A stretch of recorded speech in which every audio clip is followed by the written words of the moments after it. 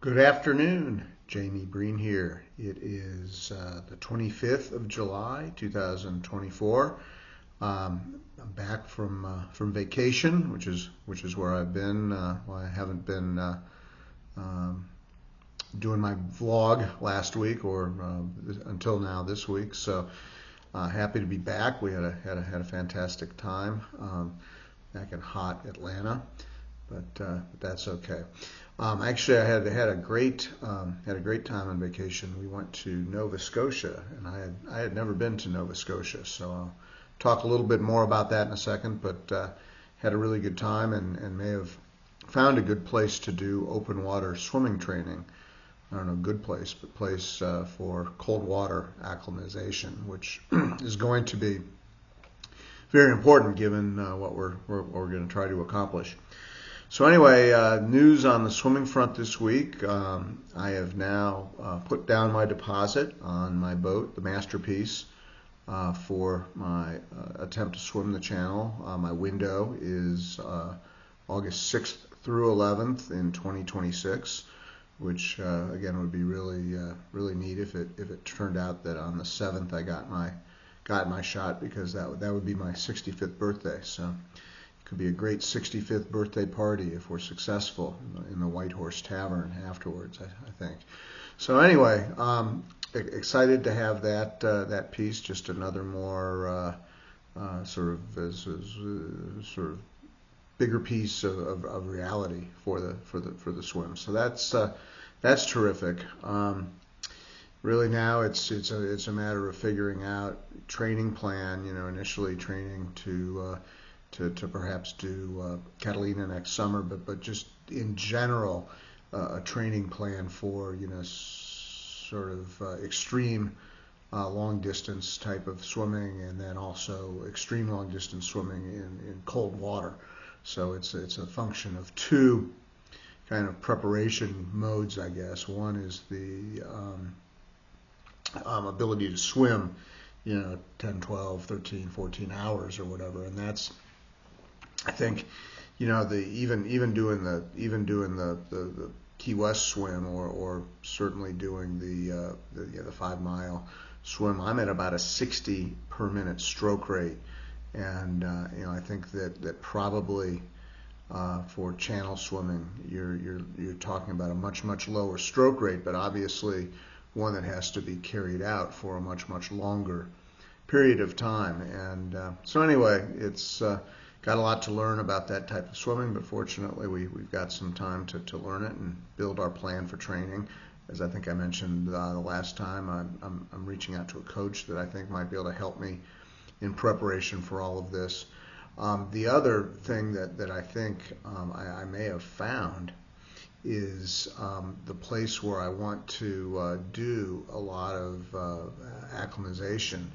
I initially thought, maybe Chicago or for next summer anyway, go out to California and some of the Pacific. But having now been to Nova Scotia, I think that there are numerous places where it could be really beneficial to train.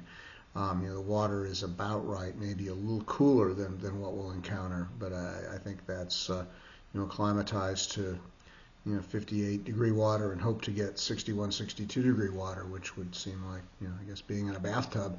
And I think, that's certainly, I think anything to 55 degrees is sort of acclimatable, if that's a word.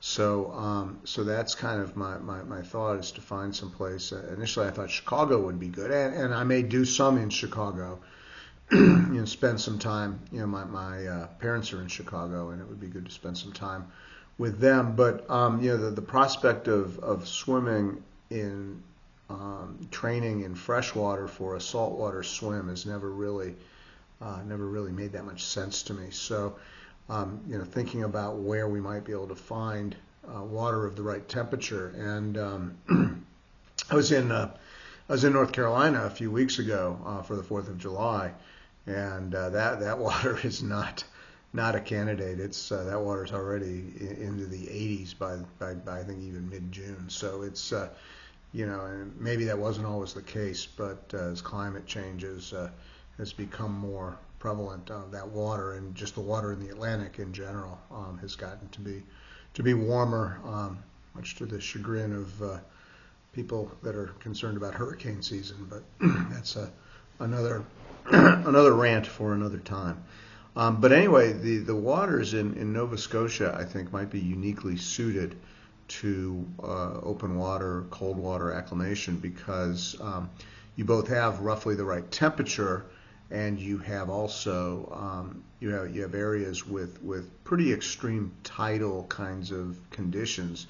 Not advocating necessarily swimming in the muddy waters of the Bay of Fundy, but that is the biggest tide in the world, and we as we saw when we were up there. But just in general, you've got places where we can sort of by going at a particular time or going in a particular direction, we might be able to simulate some of the worst tidal conditions that we'd have in either Catalina or the English Channel, and have the water be roughly the right temperature. So I was very encouraged. And we had, as I said, just a fantastic time in Nova Scotia, and I had never been to Nova Scotia. So we have some friends that we traveled with, and my friend did just an unbelievable job in planning this trip. We did all sorts of really fun things. We, as I said, we had in the Bay of Fundy, we had a day where we went and started with sort of with a very nice lunch and a class on how to sort of forage the type of seaweed that you might get, and then how to cook it.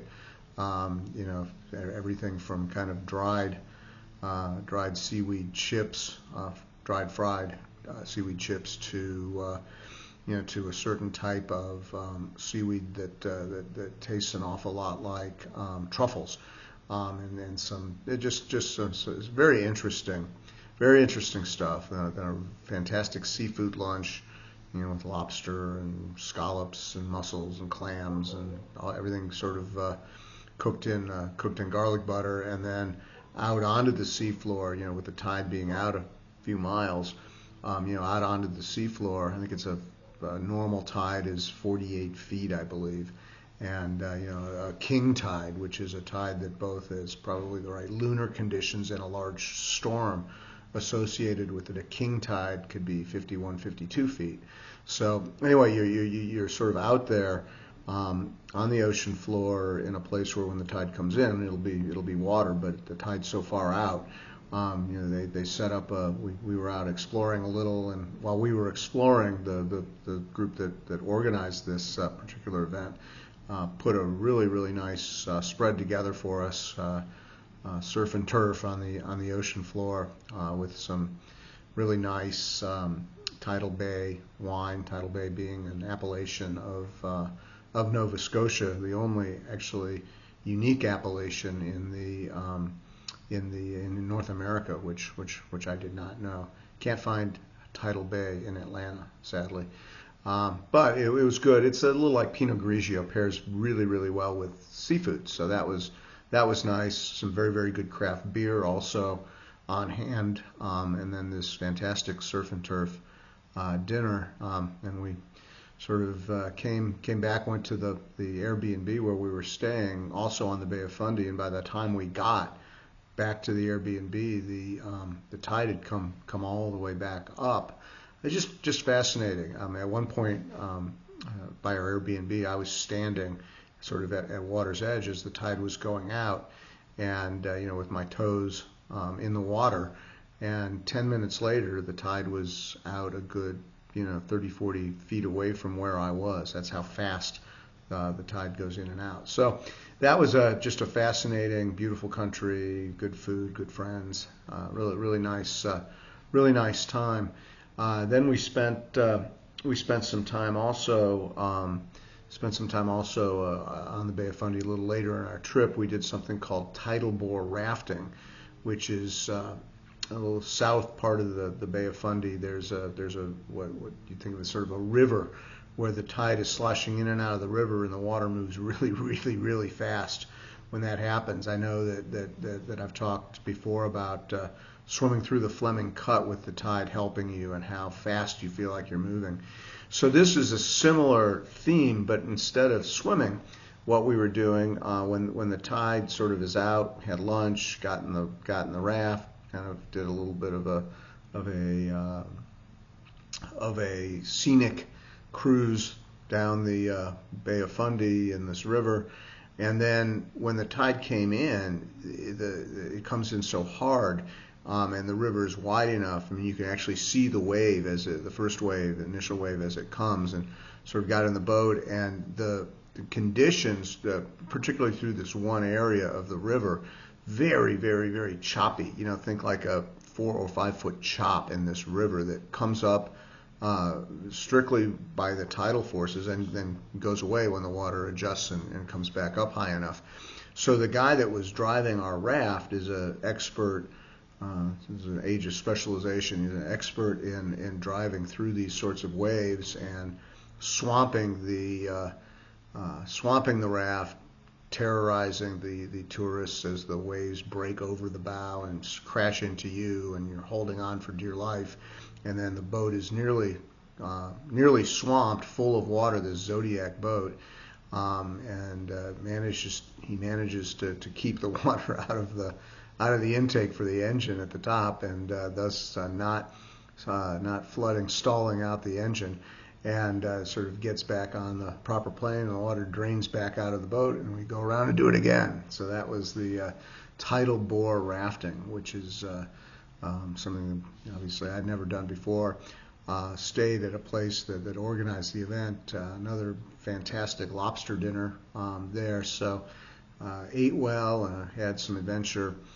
Spent a little bit of time in Halifax, which is a beautiful city. Had no idea, having never been there. It reminded me a little of Evanston, where I grew up. Maybe St. Paul, Minnesota, also. But the boardwalk along the ocean is, or the passenger port is just, well, there's a commercial port as well, but the sort of downtown revitalized passenger cruise ship port with this big boardwalk was just beautiful and really fun. Very sort of energetic town. I imagine that places like this in the summer, well, I know certainly Chicago in the summer, everybody thinks, oh my God, this is a world-class playground for all time, and then the winter comes. So I imagine Halifax may be a little bit the same, but it was really great. And as I say, I think I found 2 or 3 places, Lunenburg maybe being one, perhaps Halifax, Wolfville, where I think that there could be some really good opportunities for training. Maybe spend about 6 weeks acclimating to cold water as we prepare for our long swims. So anyway, a really fun time, really good scouting session. Let's just call it. This week, back to reality now. For the last several weeks, really since my injury, when I tore my hamstring, I guess it's now been 8 weeks, and I'm pretty well. I'm saying that I am 100%. So no more. The injury rehab is successfully complete, I'm happy to say. But sort of over that time, I really, initially out of the disappointment of missing Masters Nationals and then just a lot of vacation travel, my eating and drinking habits have been a little suspect, let's just say, for the last 8 weeks. And so we're back now, back to reality.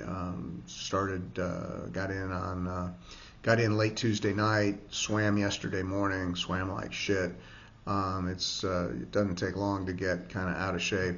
So we've got a bit of a road back here, but good workout yesterday. Slept in today. We'll get back in tomorrow, and just back to good diet and